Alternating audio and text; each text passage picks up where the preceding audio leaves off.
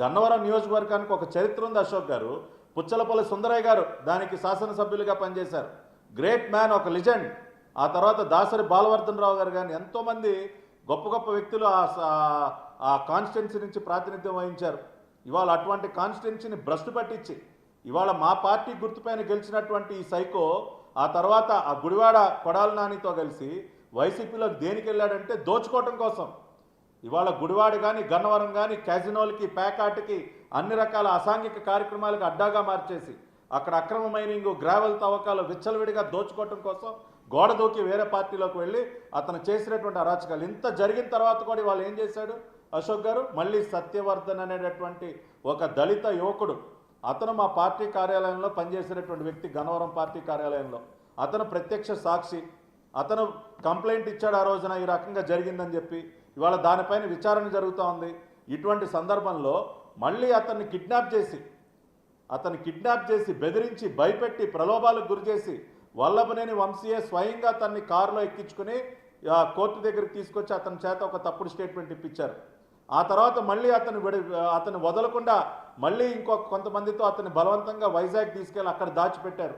ఇదంతా జరుగుతున్న సందర్భంలో సత్యవర్ధన్ తల్లి, అయ్యా నా బిడ్డ కనపడట్లేదు, నా బిడ్డను ఎవరు ఎత్తుకుని వెళ్ళిపోయారు, కిడ్నాప్ చేశారయ్యా, ఫోన్కి అందుబాటులో లేడు, ఏమైపోయాడో తెలియదు నా బిడ్డ అని చెప్పి ఆ సత్యవర్ధన్ తల్లి ఫిర్యాదు చేస్తే పోలీసులు ఇన్వెస్టిగేషన్ స్టార్ట్ చేస్తే ఇవాళ అతన్ని వైజాగ్లో పట్టుకోవడం జరిగింది. వైజాగ్లో అతన్ని ఒక రకంగా ఆ కిడ్నాప్ చెర నుంచి విడిపించడం జరిగింది అశోక్ గారు. ఇవాళ మేము కనుక పోలీసులు కనుక సత్యవర్ధన్ని కాపాడకపోతే అతను కూడా మాయం చేసేసేవాళ్ళు. ఎందుకంటే వాళ్ళ పని అయిపోయింది కదండి. అతని చేత తప్పుడు స్టేట్మెంట్ ఇప్పించేశారు. ఆ తర్వాత అతను మాయమైపోయినా కూడా పాపం అతనికి దిక్కులేనటువంటి పరిస్థితి. ఇవాళ ఒక రకంగా సత్యవర్ధన్ని మేము కాపాడాం. అంటే పటాబ్ గారు కోర్టుకి పటాబ్ గారు ఈ కేసు కోర్టుకు వెళ్ళినప్పుడు సహజంగా న్యాయమూర్తి కానీ వాళ్ళ తరపు అడ్వకేట్ కానీ ప్రధానంగా రైజ్ చేసేది ఏంటంటే సత్యవర్ధన్ మొదట గన్నవరం పార్టీ ఆఫీస్ మీద దాడి చేశారు అంటూ ఆయన కేసు పెట్టాడు. మళ్ళీ 3 రోజుల క్రితం కోర్టులో ఆయనే ఆ కేసును ఉపసంహరించుకున్నాడు. మళ్ళీ అదే సత్యవర్ధన్ ఇప్పుడు పడమట పోలీస్ స్టేషన్ దగ్గరికి వచ్చి నన్ను కొట్టడం వల్ల, బెదిరించడం వల్ల, కిడ్నాప్ చేయడం వల్ల కేసు ఉపసంహరించుకుంటానంటూ ఇంకో కేసు పెట్టారు. సో ఒకే వ్యక్తి 3 చోట్ల కనిపిస్తున్నారు మనకి, గన్నవరం పోలీస్ స్టేషన్లో, పడమట పోలీస్ స్టేషన్లో, విజయవాడ కోర్టులో.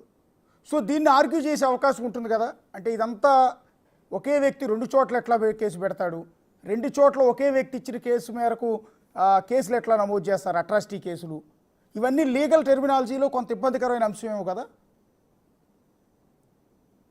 ఏం లేదు అశోక్ గారు, ఈ case is very simple. Satyavardhan అనే వ్యక్తి మా పార్టీలో పనిచేస్తూ పార్టీ కార్యాలయం పైన దాడి చేసి దాన్ని తగలబెట్టిన ఆ సంఘటనకి ప్రత్యక్ష సాక్షి కాబట్టి ఆ రోజున అతను కంప్లైంట్ ఇచ్చాడు. దానిపైన విచారణ జరుగుతూ ఉంది. దాదాపు 80 మంది పైన ఛార్జ్షీట్ ఫైల్ చేయడం జరిగింది. ఇవాళ రేపో మాపో వాళ్ళు లోపలికి వెళ్ళటం ఖాయం, అరెస్ట్ అవటం ఖాయం. ఆ అరెస్ట్ నుంచి తప్పించుకోవటం కోసం వల్లభనేని వంశీ అతని రౌడీ మోకలు సత్యవర్ధన్ని కిడ్నాప్ చేశారు.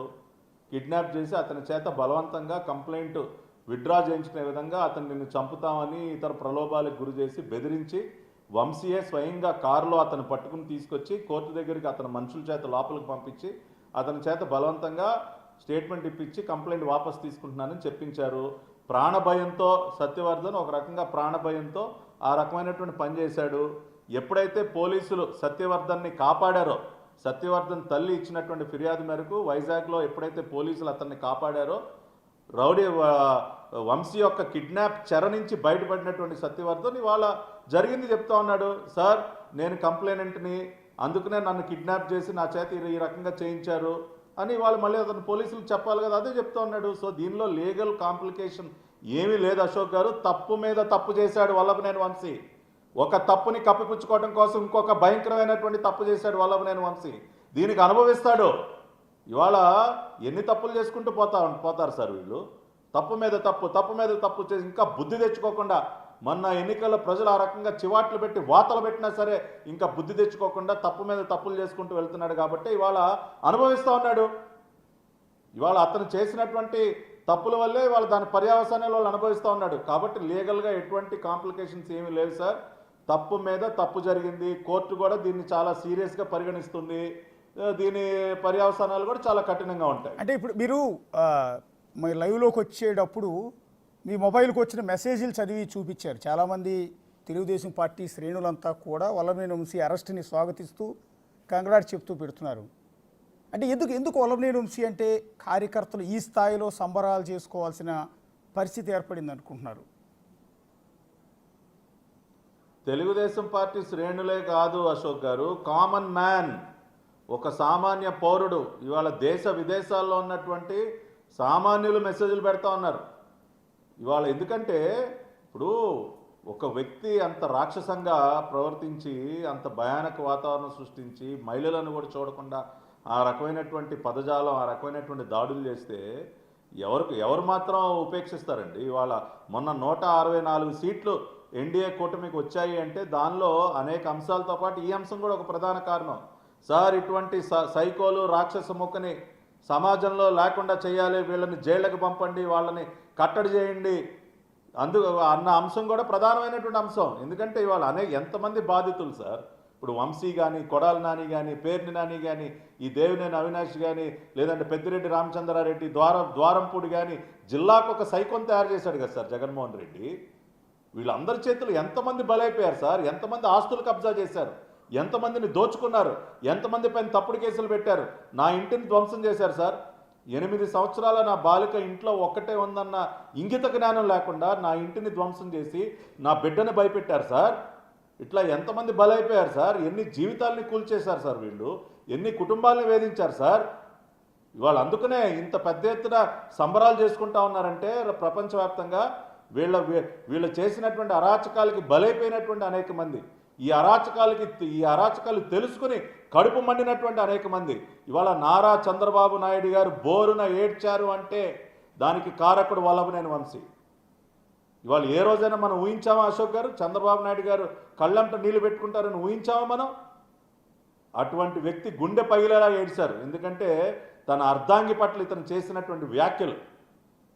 ఒక మనిషి అండి, వీళ్ళంతా కూడా మానవ మృగాలు అశోక్ గారు, మనిషి రూపంలో ఉన్నటువంటి మృగాలు, రాక్షసులు వీళ్ళంతా కూడా.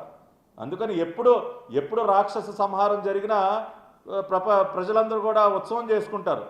ఇవాళ ఆ రకంగానే ఒక రాక్షసుడిని అదుపులోకి తీసుకున్నందుకు ప్రజలందరూ ఒక రకమైన దీపావళి చేసుకుంటా ఉన్నారు. ఇవాళ దీపావళి దేనికి చేసుకుంటాం? నరకాసురుడు అనే రాక్షసుడిని వధించిన రోజు కాబట్టే దీపావళి. ఇవాళ కూడా ఒక రకంగా ఇంకో దీపావళి అనుకోండి, ఒక రాక్షసుని వాళ్ళు తీసుకెళ్లి కటకడాలు వెనక్కి వేస్తూ ఉన్నారు.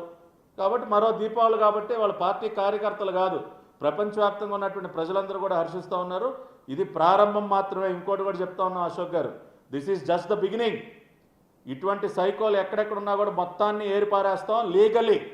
వాళ్ళలాగా ఇవాళ అశోక్ గారు మేము దలుచుకుంటే వంశీ ఇంటి మీదకి వెళ్ళో లేదంటే వైసీపీ పార్టీ కార్యాలయాల మీదకి వెళ్ళటం మాకేమీ చేతగా కాదు, మేము చేయలేక కాదు. కానీ మాకు డెమోక్రసీ, ప్రజాస్వామ్యం పైన గౌరవం ఉంది.